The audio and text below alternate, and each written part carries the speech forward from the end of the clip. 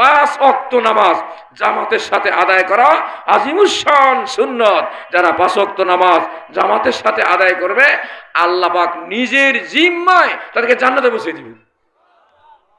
কি বলেন? ওয়ারাজুলুন কলবুহু মুআল্লাকুন বিল মসজিদ, যেই লোকের অন্তরটা মসজিদ থেকে জামাতে নামাজ পড়ে বের হইল, এশার নামাজ পড়ছি, আবার ফজরের আজান কখন দিল, আবার জামাত চলে যায় কিনা, এই পেরেশানির মধ্যে থাকে, দিলটা মসজিদের সাথে থাকে, ওই ব্যক্তিকে আল্লাহ পাক হাসরের ময়দানে আল্লাহ পাকের আরশের নিচে ছায়া দিবেন।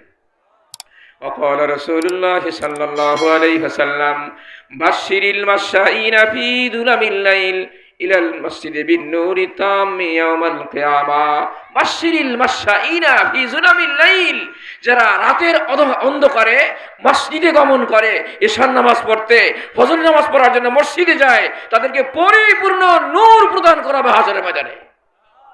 এই যে ভাই, আমরা 5 ওয়াক্ত নামাজ জামাতের সাথে পড়ব তো ইনশাআল্লাহ। কে কে নিয়াত করেছেন হাত জাগাতে দেখি। আল্লাহ আমাদেরকে তৌফিক দান করেন।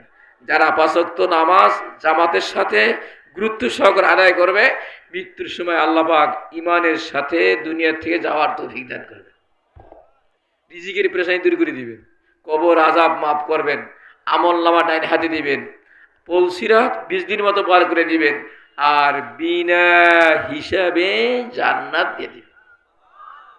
হাদিস হিসেবে পড়েন না ফাজল আমাদের মধ্যে। এই জন্য ভাই, যেহেতু আমরা মুসলমান, আমরা 5 ওয়াক্ত নামাজ পড়া চাই। আপনি যেখানেই থাকেন, রিক্সা চালান, যে কোনো কাজ করেন, যে কোনো কোম্পানির কাজই করেন, একটা সময় রাখবেন, যেন উযু রাখলেন। কি বলেন? যে কোনো জায়গায় কি নামাজ পড়ে নেওয়া যায়। যদি ইচ্ছা করেন গাড়ির মধ্যেও কি জামাতে নামাজ পড়া যায়, প্লেনেও জামাতে নামাজ পড়া যায়, যায় কিনা? কি বলেন? এই জুমার মসজিদে নামাজ পড়লে 1 রাকাতে 500 রাকাতের সওয়াব।